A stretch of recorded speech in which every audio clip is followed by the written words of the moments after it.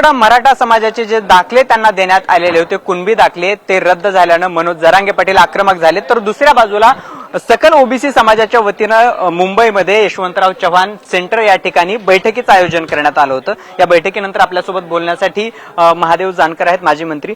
Sir, काय सांगाल, एकंदरीत ही बैठक झाली, या बैठकीमध्ये कुठल्या मुद्द्यांवर चर्चा झाली, कोणते मुद्दे आहेत की जे तातडीने त्यावरती काम केलं पाहिजे ओबीसी समाजाने? आज आदरणीय विजय वडेट्टीवार साहेबांच्या नेतृत्वाखाली महाराष्ट्रातील सर्व ओबीसी चळवळीतल्या संघटनांना मिळून ओबीसीचा सेन्ससमध्ये कॉलम नाही हा फर्स्ट मुद्दा घेतला होता आणि त्यासाठी आम्ही काही प्रमुख लोकांना महाराष्ट्रातल्या बोललो होतो आणि त्यातून झालं की बाबा जातनिहाय जनगणना होती या पण ते कुठल्या कॉलममध्ये टाकायचं, एससीचं का एसटीत, तर ओबीसीत टाकलं पाहिजे, हा एकच अजेंडा घेऊन आजची आमची मीटिंग झाली।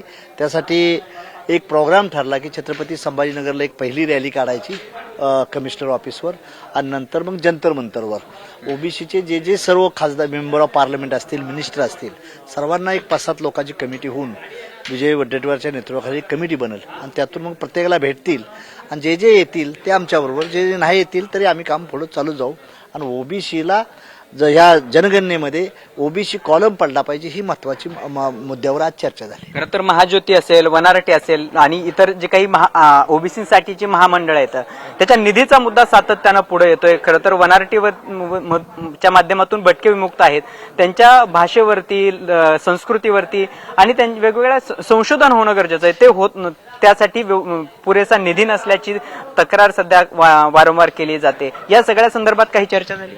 त्याच्याबद्दल बी झालं, पण पहिला काय होतंय, ओबीसीच्यात हजारो प्रश्न आहेत, त्या प्रश्नाचं डायव्हर्शन होऊ नये म्हणून हा मुद्दा एकच घेतला की ओबीसी कॉलम आलं पाहिजे आणि नंतर ह्याच्याबद्दल बजेटबद्दल, महामंडळाच्या बजेटबद्दल चर्चा बी त्यातून झाली, पण पहिला प्रोग्राम हा उचलायचा हे ठरवलेला आहे। दुसरा मुद्दा, सध्या महाराष्ट्राचे अन्न व नागरी पुरवठा मंत्री छगन भुजबळ यांनी केंद्र सरकारने जी जात गणनेबाबत जी मुद्दे मांडलेले आहेत त्यावरती त्यांनी समर्थन दिलंय, केंद्र सरकारचा आभार मानलेला आहे। दुसरीकडे तुम्ही जो मुद्दा मांडताय की त्यामध्ये स्वतंत्र कॉलमची काही गरज नाही, अशा पद्धतीचे मत त्यांचं आहे, कारण की एक जात आली तर त्याची आकडेवारी येईल आणि त्यातून स्पष्ट होईल असं त्यांचा दावा आहे। दुसरीकडे तुम्ही स्वतंत्र कॉलम असावाच अशा पद्धतीची मागणी करताय, दोन मतप्रवाह ओबीसी मध्येच पाहायला मिळते। नाही, आमचं म्हणणं आहे की जातनिहाय जनगणना असू द्या, पण ते कुठल्या कॉलममध्ये टाकणार, तुम्ही ओपनमध्ये टाकणार का? आणि ओबीसीची लोकसंख्या कशी वाढणार? आणि परत तुम्ही विचारणार की आम्हाला ओबीसीची लोकसंख्या माहीत नसल्यामुळे आम्ही त्यांना बजेट देऊ शकत नाही।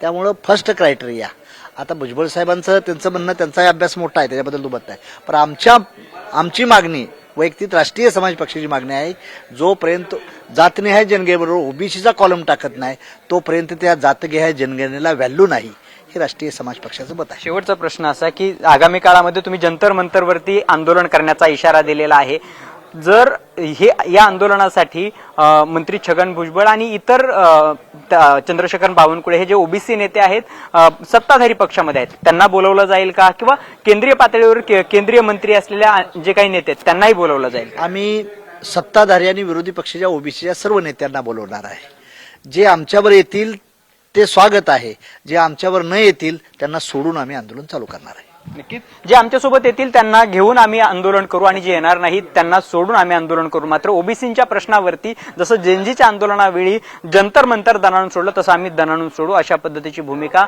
माजी मंत्री महादेव जानकर यांनी व्यक्त केल्याचं पाहायला मिळतंय। कॅमेरा पर्सन नितीन खरातसह भरत मोहोळकर, साम टीव्ही न्यूज, मुंबई।